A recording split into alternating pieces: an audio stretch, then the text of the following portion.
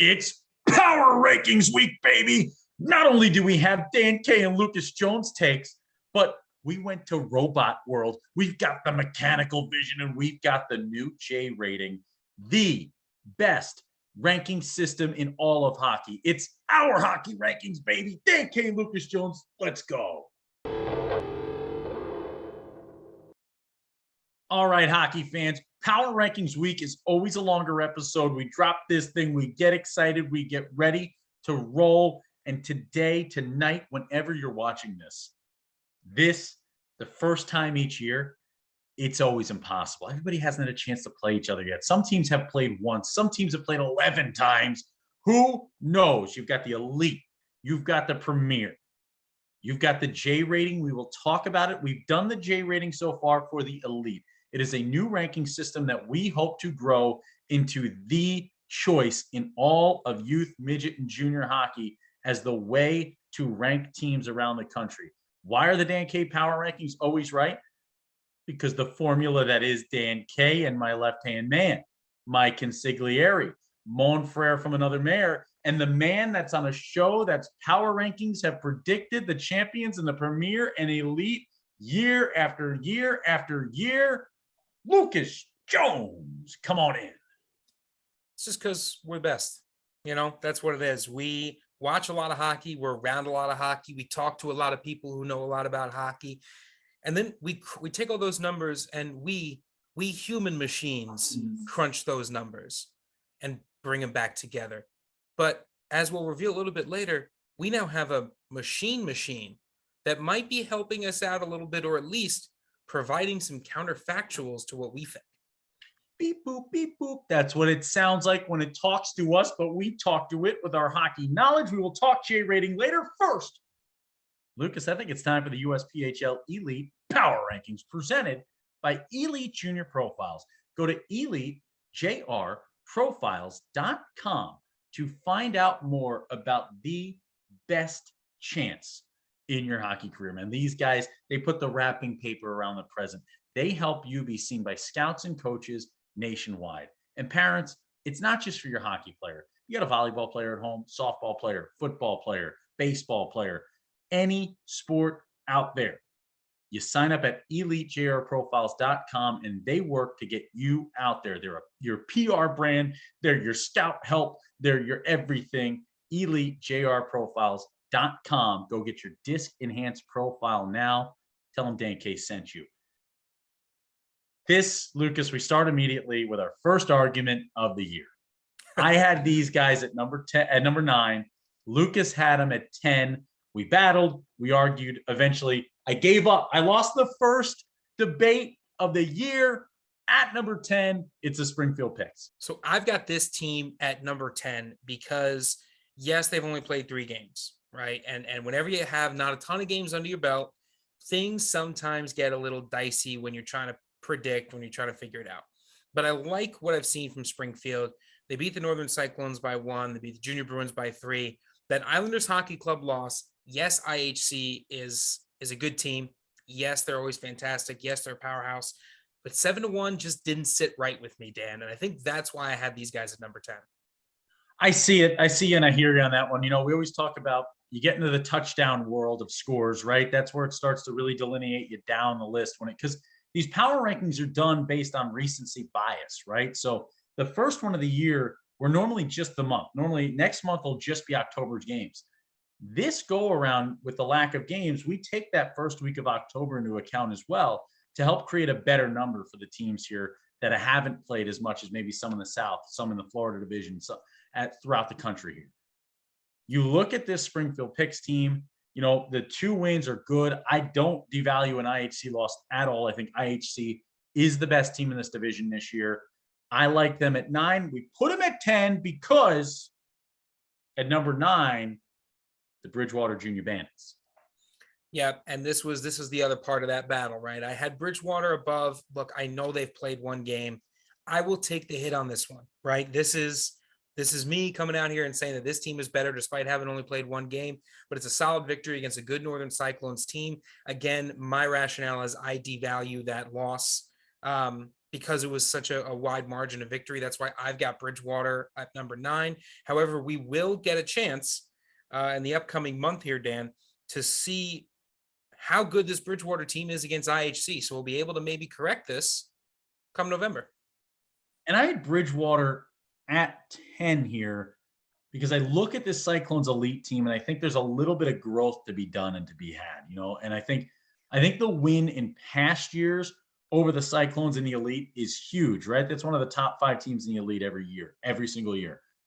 There are a lot of guys who have used this cradle to college mantra to move up the ladder here, especially with the Flanagans starting the team down in Palm Beach. You've got some elite guys who have moved up to the Premier in Palm Beach. You got some elite guys who have moved up to the Premier in Northern and beyond. And you see that there's just a lot of new faces, a lot of gelling to be done. I had Bridgewater at 10, but we go to 9 with Bridgewater. We move up to 8 now. We start getting into the tougher portion of this, right? Now we're talking about teams we saw down at the Raleigh showcase, teams that are, how do you weight a team that's played 4 games against a team who's played 11?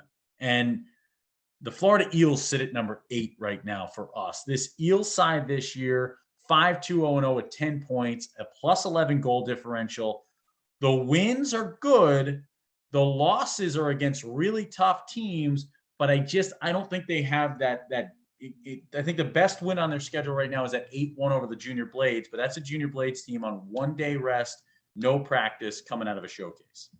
Yeah, I think that's the problem, right? The problem is just, what do you do when you've got such an up and down schedule, right? When you've got games against Richmond, right, which is a 6-1 loss. You've got a game against Charlotte, 5-2 loss.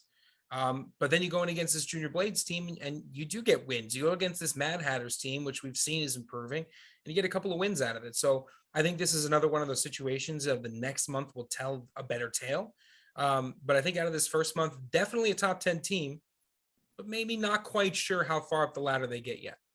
We move to number 7, and this is our first undefeated team on the docket, and one of, in the elite, Lucas, only 2 teams left unscathed. We've only played some teams a couple weeks, some teams a month, and we already are down to just 2 undefeateds. Islanders Hockey Club at number 7. They have, really grown this elite organization. Last year they kick it off. They really played. They had an incredible season there. Dominant so far, plus 13 goal differential. They win 2 against the Bruins. They beat a Cyclones team that put Bridgewater at 9 for you. And they beat the Pics, who I think the Pics are going to be the number 2 in this division for a while. And I could see them climbing above IHC as the year goes on. The Springfield Pics are going to be really dangerous in the elite. Yeah, no, they are. And one other note is we'll get to see Springfield and Bridgewater play on Halloween at the end of October. And that will sort of help us figure out this IHC team as well, because they're winning games by an average of 3 goals a game. That's dominant in a tough division. We know that this division is always a little bit more difficult. And IHC, man, year after year after year, they just go out and they collect wins by the bunches. Yeah, and you look at Islanders Hockey Club, they're the Kings of the North right now. King of the North. Why do they say it with an F? Is that an accent thing? It almost seems forced. It seems like a lot of people who aren't using real accents, Lucas. It's like Dan Kay doing a British accent. Some of those actors and actresses had real accents. Oh, for sure. For sure. So do I. He's the King of the North. Hey, right there, all right. Let's move right on up. That's not it? You're almost there. Put a little more work into it. I'm sure you'll get there soon. More chimney sweep, less hockey host right here. Number 6. Now we're getting into the nitty-gritty. Now we're getting to the point. This was tough. You start talking 6 through 1. You could have gone a lot of directions with this. The Carolina Junior Canes. 6 wins, 2 losses on the year. They lost to the Charlotte Rush. They lose to the Florida Junior Blades. And the Florida Junior Blades, when you want to talk about the contabulator, the J rating system that you have that we'll talk about in a bit and say what that came up with, what the computer said against us as human beings here.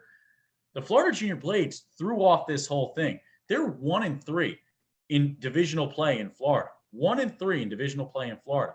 They are undefeated against the Southeast, right? They went out there and they beat some of the big dogs in the Southeast at the Southeast Showcase. They go 4-0 down there. And that is what it's the difference in performance between when they're at home in Florida to at this Southeast Showcase that is just that really blown up the numbers. Carolina gets 6. Yeah, it's tough here, right? You go out and you win against some difficult teams. You can't quite compete against some other difficult teams. You split in early years, the first year series with the Charlotte Rush, and I think it's just one of those situations where, looking a lot like last season, you're kind of mix and match, especially on the goal differential. A lot of inconsistencies on the defensive end, and that's uncharacteristic for the Junior Canes. So, with some more games coming up, some more regular games, right? No showcases. It's these weekend series. I expect that to calm down a little bit. Yeah, we go to number 5, and this is the first time where you were going to hear people argue this one. They should.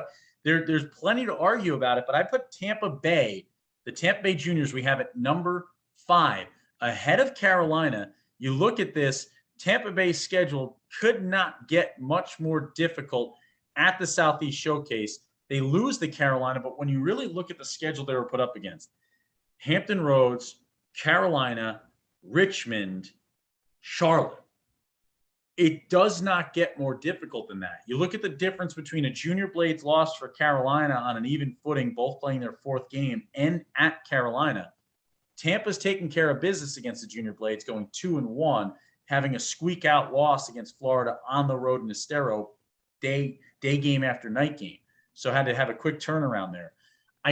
Right now, this is more looking at overall gameplay style and just thinking that if Tampa wasn't on Carolina's ice, if Tampa wasn't on a long road trip playing 4 games against 4 of the toughest teams on the planet, I think it's a toss-up between them and Carolina. If we did ties here, I'd say they would both be tied 5 because that weight of losing on the road would kind of even them back up. I have them at 5, though, just ahead of Carolina by about a whisker. Yeah, I mean, it's a really even game on Friday, that showcase, right? It was 5-3. But then second game of the day, you got to go play against Richmond. That's tough for anybody, right? Richmond's a physical team. They lean on you. They lean on you for the entire game. So to have to play them back-to-back is always tough. The Tampa Bay Juniors, they just get run through the grinder every time they got to go play a showcase. It's incredible what they deal with the adversity-wise. But yeah, like you said, Dan, I think considering the tough circumstances, I think this team also deserves to be at 5. I like their wins. I think their defense is good. I think their defense against a lot of these teams is very good, very stable, very consistent, and I like to see that. And now here's where the fury gets unleashed. Okay, this is where everybody's going to lose their minds. Okay, number 4. This is flat out me looking at a roster and saying I think this team is good enough to really compete all year long. And I think they got put up against it scheduling wise coming out of the showcase. And that's what really dragged this ranking back. They go 4-0 at the showcase in the Elite in Raleigh. The Florida Junior Blades at 4. Yes, have the Florida Junior Blades lost twice to Tampa? Correct. But did the Florida Junior Blades go 7 games before playing a home game? And the moment they got on home ice, beat Tampa. Did the Florida Junior Blades go down to the Raleigh Showcase and grab wins against Potomac, a team on the turnaround, Hampton Roads, a former champion, the Richmond Generals, a former champion, and the hometown Carolina Junior Canes? Yes, they did. Was their 8-1 loss against the Eels bad? You never want to lose 8-1. But it's a Wednesday start, afternoon game on a Wednesday, when your final game in Carolina for the Premier, when the Premier and Elite are traveling together on the bus home to Estero, Florida, ends about 2 in the afternoon. These guys were not well rested coming into this one. Coach Simmons had to mix and match. He did the same thing when I called the game on Friday night against Tampa Bay. He's trying to get guys rest where he can, keeping guys healthy, keeping guys safe with a tough schedule. He had his most crowded schedule, and they still came out of it 5-3-0-0. I really like this Junior Blades team. Yeah, I do too. I mean, I agree with all that, right? No need to say it twice, but differently. And I just think a really big component of this is their performance in the showcase. Showcases are always difficult for every team. The Florida Junior Blades went in, they played 4 games back to back. They dominated. I also discount that Florida Eels loss a little bit because of the short rest, but Yeah, I think this is a team that over the long haul is going to produce a lot more wins. Bailey Kaiser, the Niche brothers, you look at Jacob Gusty, the giant. This team, Chase Benjamin, all about the Benjamins this year. This team has the makings of a potential champion. Keep them on your radar. If Coach Lightning Rod Simmons can get it going. 3-2-1. Again, more anger coming. I can guarantee you all, you're going to be mad. These two teams at 3-2-1. There's two teams that are going to be playing this weekend out of this group. At number 3, here come the Generals. Rising up, it's the Richmond Generals. This Generals team, Lucas, 7-1-0-0, plus 26 goal differential. They get to play against the Charlotte Rush this weekend. They sweep Hampton Roads. They beat Atlanta, beat Tampa, beat the Eels, sweep Potomac. They lose to the Florida Junior Blades. And it drags them back a little bit to the field, puts them in this spot. Yeah, they also had a great showcase. That game against the Florida Junior Blades on Sunday was wild, right? That was a fun game. But then they've cleaned up outside the showcase, right? They've taken care of business outside of that as well. I think this is a team that, because we're able to watch a bunch of games, we can see how their defensive style can suit themselves to playing a lot of different teams. And I just think that their performance was also dominant in the showcase, but then they managed to clean up a little bit better outside, which is why we have them at 3. Yeah, I like this Generals team. I think this is a team that, this weekend's going to tell everybody everything you need to know, right? You can argue the power rankings today, but you can change them tomorrow is basically my stance. Like the moment they take the ice against Charlotte, somebody's going to show us who the number 1, who the number 2, who the number 3 is immediately. That's going to come out of play. We're going to be watching on hockey TV, and it'll be quick to be seen because they're playing number 2, the Charlotte Rush. And the Rush are at number 2, man, because of a team above them that I really like right now, a group that really has put something together that looks special. 20-plus goal differential for Charlotte, 7-1-0-0. Wins against the Hurricanes, Eels, Tampa, Atlanta, Typhoon, sweep of Hampton Roads. The only loss is to a Carolina team that was a redemption loss. You win game 1, you lose game 2. Coach Smulovich, Moscow Smules, from Russia with love. Guy doesn't lose games. No, he really doesn't, except for one. And I think that was the one that ended up bringing them back down to second here because, right back to their ways, right? You throw in some new players, you throw in some new, a little bit new of an organizational, new organization of the staff. They just keep moving players and they keep bringing new talent in. And it's great to see them continue to be so dominant. But the problem is, Dan, that one loss cost him that number 1 spot. Yeah, it's that one loss because this number 1 is the first time in history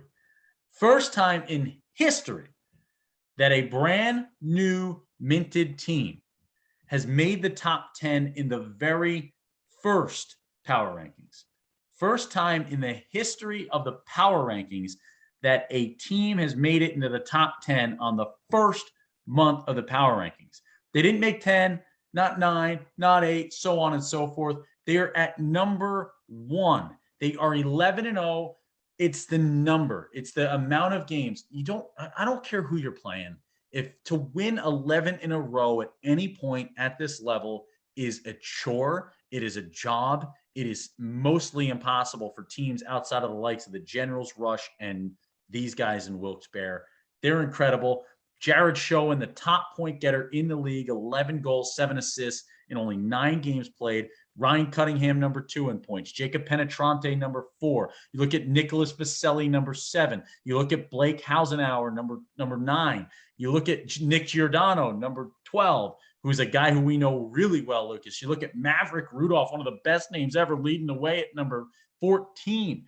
You look at this team. You look at C.J. Reed, brother of Drake Reed. No more calling him on his cell phone. C.J. Reed is reading the room and doing it right at number 17. Seth Kotler, a guy we know so well from Alaska, another Alaskan in Wilkes-Barre, and Joe Kuzminski. All of those skaters, top 20 in points. Yeah, I mean, they've dumped it on, right? There's no other way to talk about the kind of performance that they've had so far. And we've always talked that going undefeated gets you that consideration, right? It's one thing to win a few games or a handful of games, but to win that many games in a row, that takes consistency. And I think that's the big thing here, right? This isn't a flash in the pan undefeated. No. This is consistently undefeated. It takes discipline. I watched this team go toe-to-toe with the Jersey Hitmen opening weekend. I was very impressed. Huge fan of Wilkes-Barre at number 1. Yeah, you got to see them in person, and they showed up in their very first game, played a really hard-fought matchup. They're 5-0 against the Hitmen and Rockets Hockey Club. I mean, those are the every year teams that are just so difficult to deal with at this elite level. At this elite level, Coach Wags and Coach Raymond have the boys ready to go at all times, and they are 5-0 against them. They're 3-0 against an Aviators team that Mike Stanaway building there. They're always doing a bunch of work to put that thing together. 11-0 gets you to the top. Wilkes-Barre, your number 1 team. It's not the end of it, though, for the elite, because we haven't done this in the Premier yet, Lucas. We have a lot more work to do for that. Yep. But we have invented the J rating. First of all, can you walk the folks through what has been put together, what Dan has shouted at you about and made you use your brain to create? So the J rating is our attempt to counteract some of the other ranking systems that are around. We call this our rankings. Biases. Yep. There are some flaws in the ranking systems that are well known. They do not account for things like divisional strength, right? They over account for things like goal differential, which promotes teams running up scores, right? Which we don't want to see. So we've done a few things behind the scenes. We've had lots of conversations about it. We've come up with a J rating, lots of different factors that go into it here, but it's what we feel are the most important aspects that create a strong team. Special teams efficiency is one of them. You've got, proprietary ways to measure the impact of goal differentials, to measure not just win percentages, but some other factors as well. And it's spit out some interesting results here, Dan. We went over it a little bit. The biggest thing about what we do here is it adds the human element. Dan, do you want to run through that real quick? Yeah, it adds a human element. And I've been involved in the professional sports world for a very long time, in the collegiate sports realm as well. I've got a concentration in collegiate sports administration. So I deeply dove into ranking systems, how to put together college sports rankings, how to work nationally on a product that doesn't see a lot of cross rivalry, right? You don't see a lot of teams in Division III. How do you rank Division III sports when a team on the West Coast is never playing a team on the East Coast ever, unless potentially they reach a national championship game? It's hard to do, right? So I've worked in this world, and the biggest thing that's always been missed, you look at college football. Right now, it's an all-human system. It's 12 people who come into a room who have no biases. It's impossible for humans to not have some type of bias to create a top 4 and a top 25. That's how Notre Dame gets trounced by Alabama or Clemson every couple of years, because they shouldn't be in numbers-wise, but they're in because they're Notre Dame, and biases tell you they should be there. The BCS was too number-centric. It really devalued things like maybe being in a lower conference in football. A team like Cincinnati today, if you took BCS numbers, which I did, and structured them up, they'd be sitting at 12, 13 in the rankings, even though they beat Notre Dame, even though they beat Indiana. We have taken our human process of creating these power rankings, a process that has been right 100% of the time on the last month of each season at predicting the champion. That's crazy, right? So it shows that there is a positive to what we do. And we've not used that to rank the teams. We've used that to create a strength for the divisions at play. Yep. That strength for the divisions at play that is human created to say, okay, what our numbers came out, full transparency, the Southeast came out as the number 1 division. Mm-hmm. So when you look at that, they're waiting to a loss in a Southeast game, in a divisional game, might hinder less than another division somewhere in the country that's number fell slightly lower. That's where we look at it right now. That's what we've created. And Lucas, the numbers are crazy. We had Wilkes-Barre at number 1, and they're certainly not number 1 when you put the J rating to it. No. So one of the most interesting thing, because most of the teams are still kind of floating around where they're quote unquote supposed to be. A couple of aberrations. You had the Northern Cyclones making into the top 10 of the J rating. You had the Junior Bruins checking in the top 10. Wilkes-Barre was not only number one or not number one, they were outside the top 10 altogether. At 11-0 too. Yeah, and I think what it came down to was once you bring in the division rating and once you consider the hybrid system of the strength of each game that we've created, they just haven't played strong teams consistently. They'll need to go up against some different teams more consistently to really start to factor that in. Whereas the Charlotte Rush, even though they've only played inside two divisions, right? Those two divisions are strong divisions. So that I think is where we've come out there. But we'll flash up the team name with the J rating adjusted for divisions on the screen, kind of see where we're at, right? It's a work in progress. We're still working through it. We are neither of us are mathematicians, but we're sports guys and I teach math. So we've put all that together. We're working through it. And we're going to keep sharing our progress and our updates. And who knows, maybe we're wrong, Dan. Maybe the machine is going to end up picking a winner. This machine will be the future of hockey rankings throughout the world. When the Dan K Show puts their heads to something, they win, they get it done, they do it better than everyone else. That is our goal. That is our job. That is what we are here to do. And when I tell Lucas to do something that smart guys do, it gets done like a smart guy would do it. And that's how it happens. And then Dan K sits here, and like every group project we ever had through school, I sit there and Lucas hands me my lines for what I should tell the teacher, and the job gets done. And that's what we've done. Good job, Lucas. Thanks, Dan. We did slap the J rating on it. A little bit of extra credit for quote unquote the other guy there. So I'll certainly take that. But I will say this. We've also got maybe a K value coming out soon that Dan's kicking around in his head. Lots more to come on the math side of the show. But even more exciting, it's the Premier Division Power Rankings coming up next. The Dan K Show would like to thank all of our fantastic sponsors for the work that they do. If you're interested in partnering with the Dan K Show, reach out to @the_Dan K Show on Facebook, Twitter, and Instagram, and you too can work with the most watched show in junior hockey. All right, welcome back, USPHL fans. The Elite is behind us. The J rating has been introduced, and we again remind you that this episode is brought to you by Elite Junior Profiles. That is EliteJRProfiles.com. I urge you now to go and sign up. EliteJRProfiles.com, the best in the biz. They get the job done. They help you get scouted. They take you to the next level. Order your disc enhanced profile now from the best in the biz. Premier Power Rankings coming at you right now. We've got 70 teams to go through.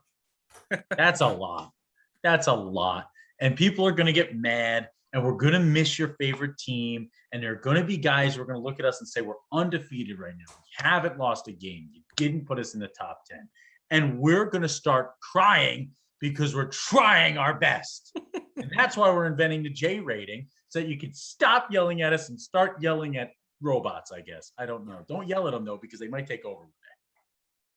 Yeah, that is maybe we'll leave the yelling at the robots out of it. Maybe we can provide some maybe just constructive criticism. What if we all switch to a method of constructive criticism and mutual support? I think that might be better off for everybody. Yeah, we go to number 10. You had Steele County there. We didn't go there. I thought about Elmira here. We didn't go there. I thought about Wilkes-Barre here. We didn't go there. Mm-hmm. I thought about a lot of teams here. Wisconsin Rapids Riverkings. This is past, what have you done for me? Past bias, 2 games played. They take care of business against the Rum River Mallards on the road, a team that I think is pretty good this year in Rum River. 7 goal differential plus over 2 games. I think Marty Quarters and the Wisconsin Rapids Riverkings sit at 10 and get this spot. Yeah, last year, 2 wins against Rum River. That's one thing, right? But this year, 2 wins against Rum River, a team that currently sits in 4th place with a 2-3 record and a positive goal differential. Those 2 wins mean something. And these are good wins for Wisconsin Rapids. They were good games too. They were not blowouts by any means. So these are some good. This is a good team here. I like Wisconsin at 10. And you know what? It would feel weird if Wisconsin wasn't in it, right? These guys we know they're good with their perennial contenders. They bring back a bunch of people each year. So I like this team at 10. Speaking of rink dogs, Mattingly in here getting a drink apparently while we're trying to tape. All right. The golden retriever had to get a drink. Let the dog have a drink. There's a lot going on, a lot of stress in the building. She's thirsty. Okay. She needs a drink. Wisconsin, though, the Riverkings at this 10 spot. And we wouldn't put him here without remembering Paul, the voice of the Wisconsin Rapids Riverkings, who sadly passed away this past week. Our hearts go out to everybody in Wisconsin Rapids. I know how close Paul was with every single player in this organization, every parent, the families that got used to seeing this incredible man calling games, making it fun. And we don't understand how important our broadcasters are in this sport. You know, and a lot of times we forget about how important they are until they tell us they're retiring or something horrible like this happens and they pass away and leave us. And just thank you, Paul. Thank you to Paul's family for everything that they gave to the Wisconsin Rapids Riverkings and more importantly, the USPHL. Yeah, absolutely. You know, it's always tough, right? It's tough for the broadcast community. It's tough for the team. You know, you have that relationship with your broadcaster. So, you know, just sending as much as we can out to the community. Yeah, we love you guys out there. Anybody ever needs anything, reach out, dankShow.com, contact us right there. You get my number from Coach Quarters too. For any of the players there who needs anyone to talk to, we are always an ear to listen. We go to number 9, and this is a team that hard fought at the Nationals last year in the Premier, Lucas. They battled through it. They got the job done. We talked up their penalty minutes all year long. We said Coach Kenny Miller can't make it there with, as Mattingly's going for another drink. This dog, Lucas, this dog, Mattingly, you can't be that thirsty. But we talked about this team, Toledo at number 9, the Toledo Cherokee. Yeah, I mean, this is a team that we directly challenged last year. And we said, you're never going to make it if you keep taking penalty minutes like this. So what they do, they made it and they stopped taking penalties. You know, that's discipline, right? That comes straight down from the top from Coach Miller. And this is a team that's 3-0 right now. You talk about taking care of business. They're doing exactly that. They're winning games by an average of 5 goals a game. So they're knocking it out of the park there. I don't see any reason not to have the Cherokee in it. Yeah, I mean, they battle, they're tough, they're hard-nosed, and you talk about, I just went real Minnesotan now, Lucas, hard-nosed, you know, you betcha here. These guys, they're out here, they're just getting it done. I know, bless your heart. But no, these guys are battling, man, and Bailey Bird, Bailey Bird going after some big-time numbers here. He's 3 points away from 150. I'm just excited to see what he's got left. He's been with this team the whole way. Scouts better be looking out for Bailey Bird. He's going to be soaring through a rink near you. Number 8. I almost confused everybody and read the wrong team from the elite because I put 2 lists right next to each other, Lucas. I'm glad I didn't do it. Number 8, they're undefeated, Philadelphia Hockey Club. Yeah, you know, again, you talk about a team that's getting it done. Philadelphia Hockey Club. This is the team that's 4-0 right now. They are, again, it's all the same, right? It's one of the interesting things about the Premier is the top 10 teams are all the teams that are getting it done. They're cleaning it up. They're winning by big margins. Philadelphia Hockey Club, they're playing a difficult division as well. This new restructured Atlantic East versus the Atlantic West. They're in the Atlantic East this year. So we're getting a new feel for this team. And so far, this team feels like they're going to be really good. There is a lot of direction in the Premier. The Midwest East, Midwest West, Atlantic East, Atlantic West, the upside down, the inside out.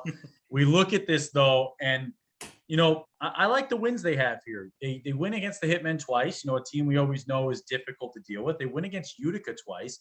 And look what Utica is doing at the NCDC level. Usually NCDC success leads to Premier success because obviously the system's full, right? The system's growing up the ladder. The cradle of college is working. And that's what it's all about there. I think Philly deserves a top 10 spot. They get it, and they sit there. Next up, number 7, the Lake Tahoe Lakers. Remember when I said that no team in the history of the power rankings has made themselves a top 10 team in the first month of the season? And then Wilkes-Barre was at number 1. Well, guess what? It's happened twice, and we're in month 1. Lake Tahoe, baby. The Lake Tahoe Lakers, the Lake Show.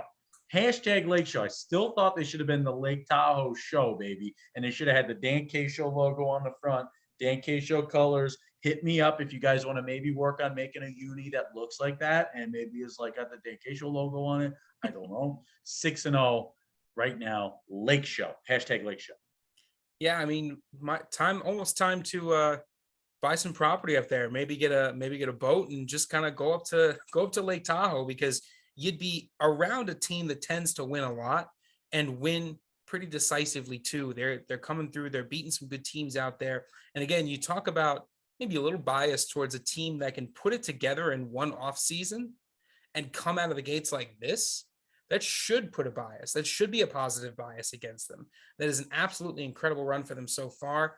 We'll see if they're going to be able to keep this up, especially as the year goes on. You know, I think November is really that first month in where we start to see a lot of decisive movement.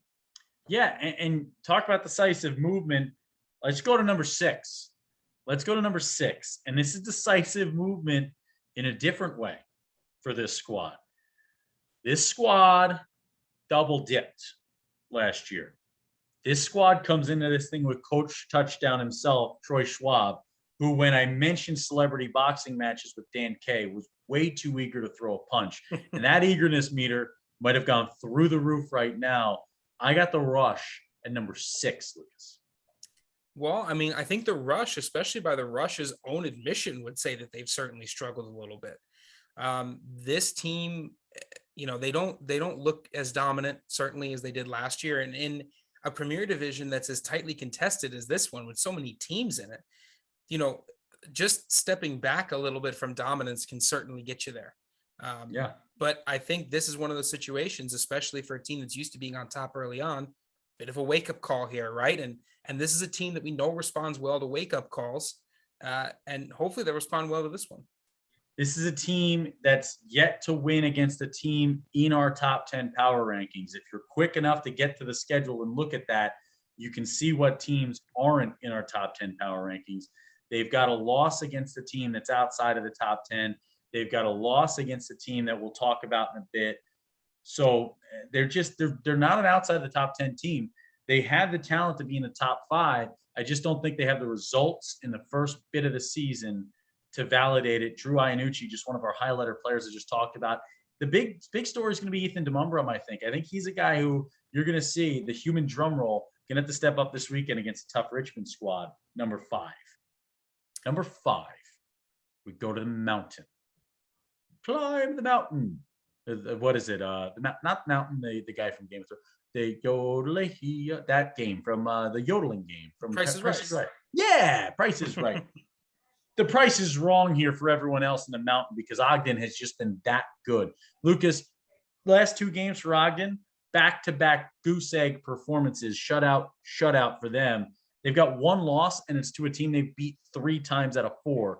That's loco for no-co to the Northern Colorado Eagles. Ogden at number 5. Yeah, Dan, I think this is a case of early season. What do we know right now, right?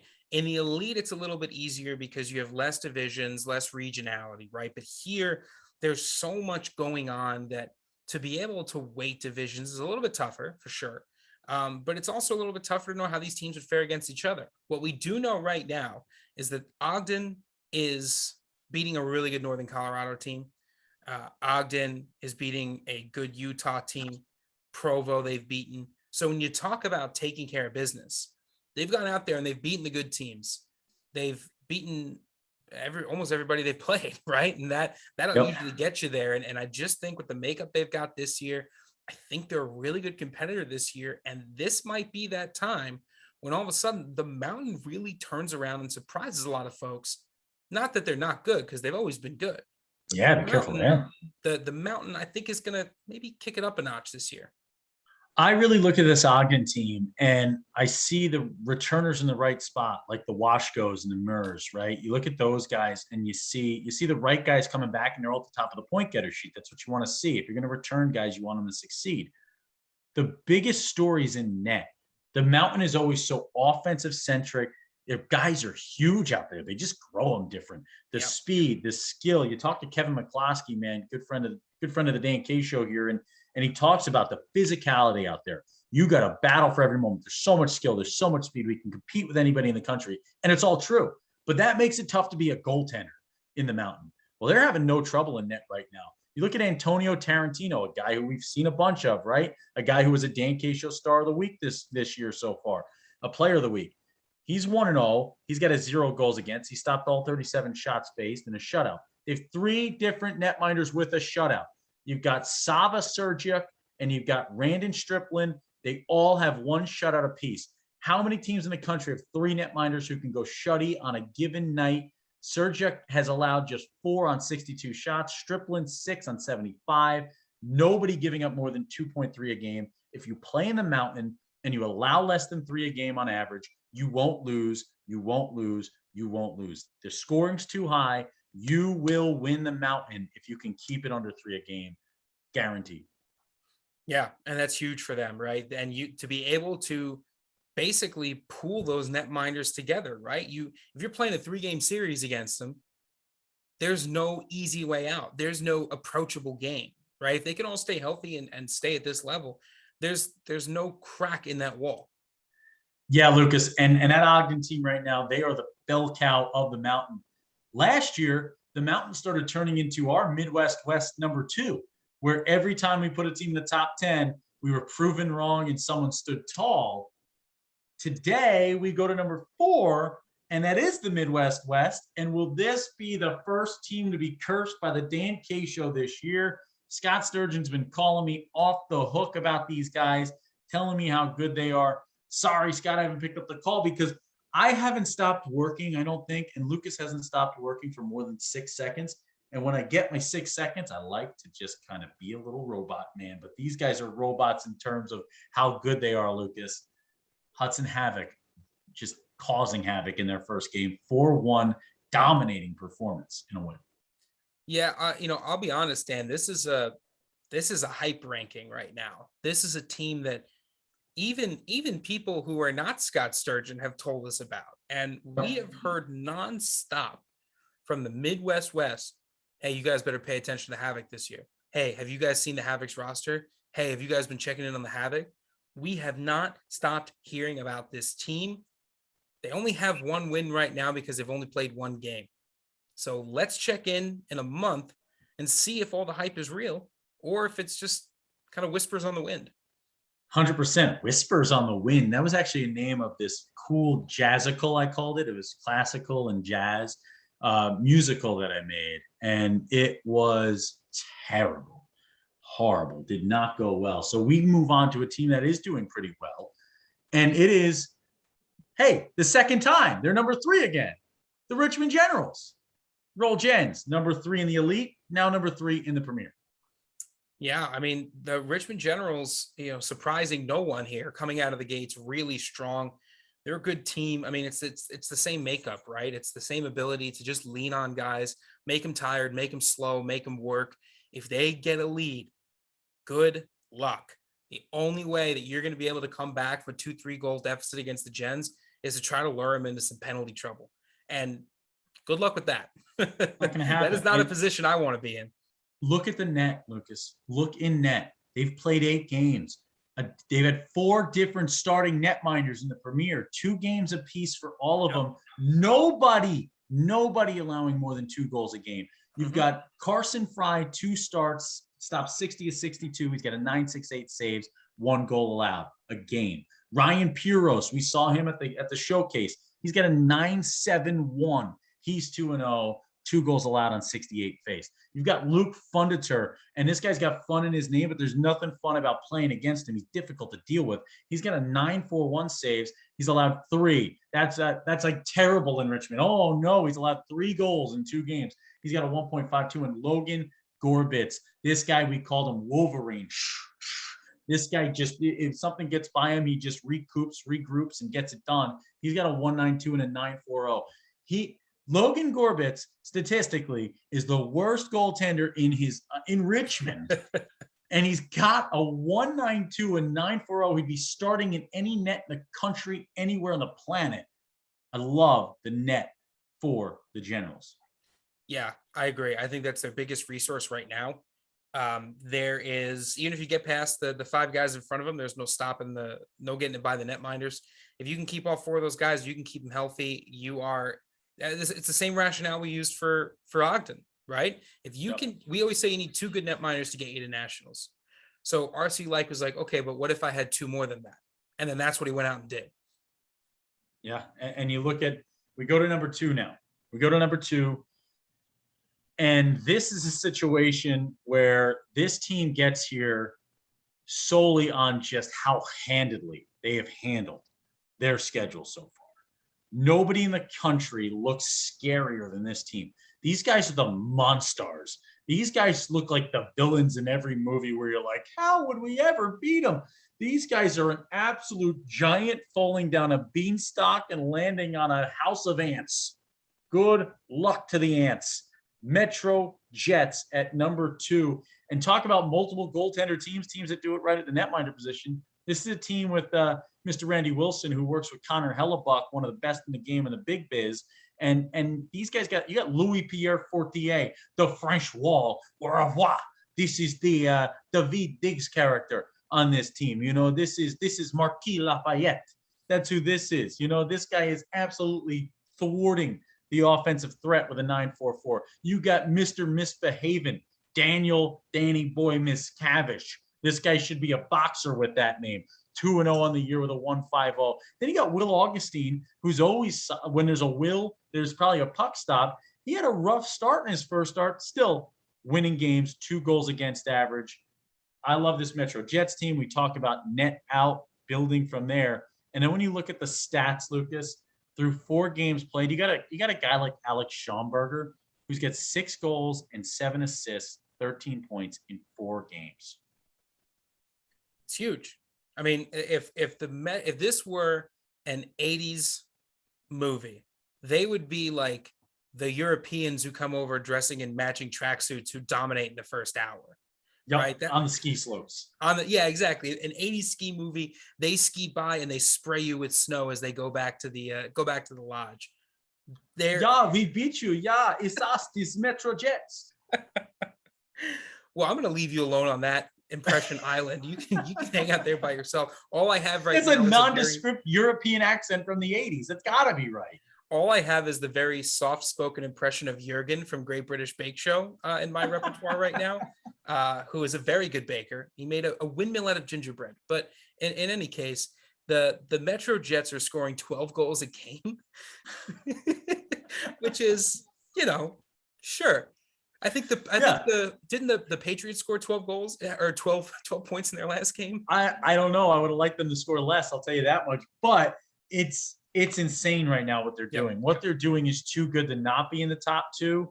And there's only one team that kept them from number 1. And I think that Metro's got a chance to change that when we head out to Detroit for the USPHL Detroit Showcase out there. I think when we get out there and we see Coach Q, our nominee for the first president of both America and Canada at the same time, he should just do both. He should stand on the border and just say, okay, it's all about hockey now.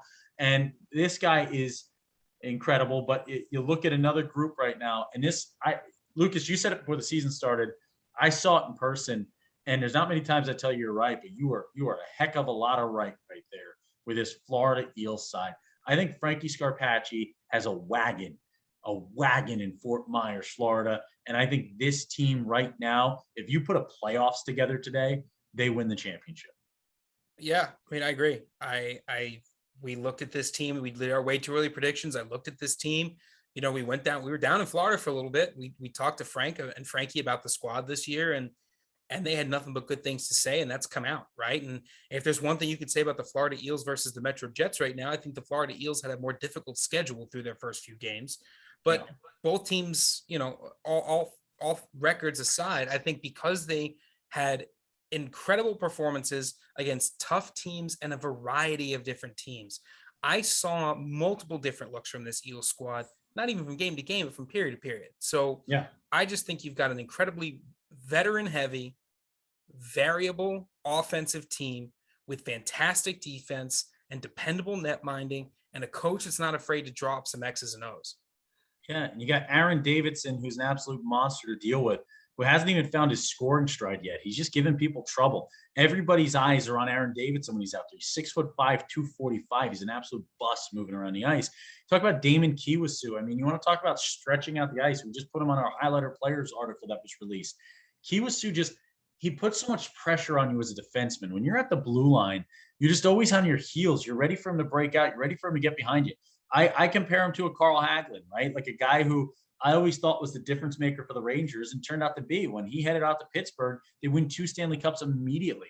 You put the speed skates of Hagelin out there, there's something to a player that can get behind your defenseman, take an outlet pass, and actually put it home that changes the outlook of an entire performance in the attack zone for your opponent.